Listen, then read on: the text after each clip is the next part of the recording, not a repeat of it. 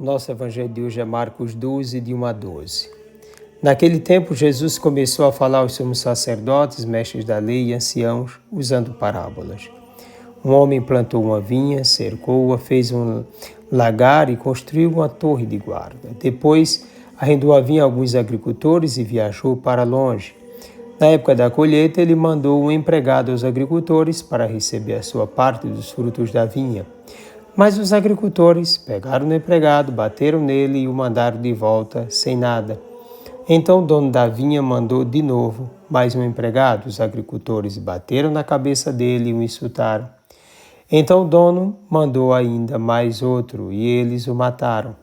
Trataram da mesma maneira muitos outros, batendo em uns e matando outros. Restava-lhe ainda alguém, seu filho querido. Por último, ele mandou o filho até os agricultores, pensando, eles respeitarão meu filho. Mas aqueles agricultores disseram uns aos outros, esse é o herdeiro, vamos matá-lo. E a herança será nossa. Então agarraram o filho, o mataram e o jogaram fora da vinha. Que fará o dono da vinha? Ele virá, destruirá os agricultores e entregará a vinha a outros. Por acaso não lestes na Escritura, a pedra que os construtores deixaram de lado tornou-se a pedra mais importante? Isso foi feito pelo Senhor e admirável aos nossos olhos. Então os chefes dos judeus procuraram prender Jesus, pois compreenderam que havia contado a parábola para eles. Porém, ficaram com medo da multidão e por isso deixaram Jesus e foram-se embora. Palavra da salvação. Pois bem, algumas coisas que são importantes ser trazidas aqui de antemão. Por exemplo, a figura do homem. O homem aqui citado é Deus, o dono da vinha. Depois, a própria vinha, que é o reino. Em seguida, os agricultores, Israel e suas lideranças. Depois, os servos, seus profetas. Os frutos, a fidelidade à aliança. Desde o início, Deus vem se revelando ao povo escolhido por Ele, a fim de que seja capaz de permanecer com Ele e de se tornar o ambiente do qual sairá a salvação para o mundo inteiro. É vontade de Deus que seu reino se estenda a todos, mas é necessário também que o povo escolhido seja fiel à aliança, fiel ao projeto do Senhor. Ele mesmo velou por essa vinha, cuidou dela, fez-se presente, abasteceu-a com tudo o que era necessário. Depois entregou aos cuidados das lideranças de Israel até a colheita. Os profetas servos do Senhor vieram no tempo certo, mas foram recebidos como inimigos e, portanto, tratados com pancadas, insultos e morte. Tal atitude é própria do contexto social da época, na área da Galileia.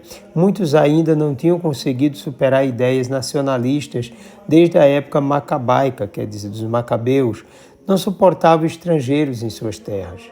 Além disso, muitos arrendatários, sabendo que os donos das terras não tinham filhos ou estes tinham morrido, tomavam suas terras, inclusive assassinando tais donos. O interesse latifundiário era muito grande, então isso serve de base para a parábola de Jesus, que não está querendo muito exprimir aqui a questão do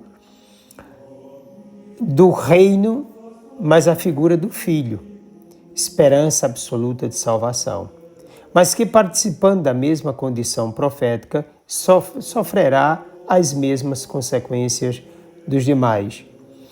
Os latifundiários da religião judaica, as lideranças, não só rejeitaram o Filho de Deus, mas também bateram nele, mataram-no e jogaram-no fora da vinha.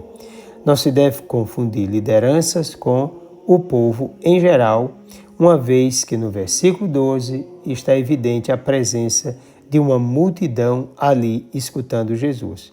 Nem também dizer que todos os líderes nem sequer teve direito de morrer, no caso Jesus, no mesmo ambiente dos demais profetas, mas foi tiranicamente tratado como uma maldição, uma desgraça, um infeliz, um abjeto, um nojo para aqueles líderes e muitos outros.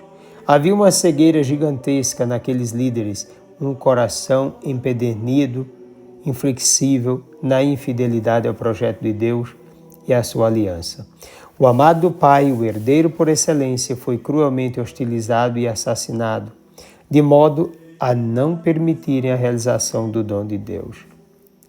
Diante disso, que fará o dono da vinha? Eles rapidamente responderam, decretando a morte deles mesmos, quer dizer, uma sentença de morte para eles, e a entrega da vinha a outros. Nem pensaram na resposta, nem sequer imaginavam que eles mesmos eram os agricultores, os latifundiários, os arrendatários, homicidas, dos enviados de Deus e do seu amado Filho. Jesus, por sua vez, não diz a eles que lhes vai tirar a responsabilidade com a vinha, mas tira deles a resposta a essa questão. Faz-os entender que eles não são dignos da responsabilidade que possuem. São incapazes da fidelidade a Deus. Já não respeitam mais, são adúlteros na fé, idólatras do poder, cabeças doentes na liderança de um povo que necessita da verdadeira luz.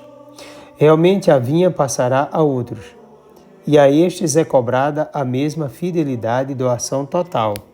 A pedra que os construtores deixaram de lado tornou-se a pedra mais importante. Aquele foi morto e abandonado fora da cidade, ressuscitou e deu seu Espírito à sua igreja, o novo povo de Deus, corpo de Cristo, inserido na nova realidade pela fé e pelo batismo. Agora os cristãos somos pedras vivas, 1 Pedro 2,5, porque inseridos na rocha da salvação, vitoriosos, vivos, pela ação do Espírito de Deus. A vinha do Senhor dará fruto sim, mas através de Jesus Cristo, Filho feito carne, totalmente voltado para o Pai. A Ele absolutamente fiel e obediente e para nós, dom total. Por meio dele, a vinha produz o fruto esperado, torna-se abrigo para a humanidade, que deve acolhê-la e dela se alimentar, pois se trata do reino do amor, verdade, vida, justiça, bondade, misericórdia, humildade, simplicidade, liberdade, entre outras coisas.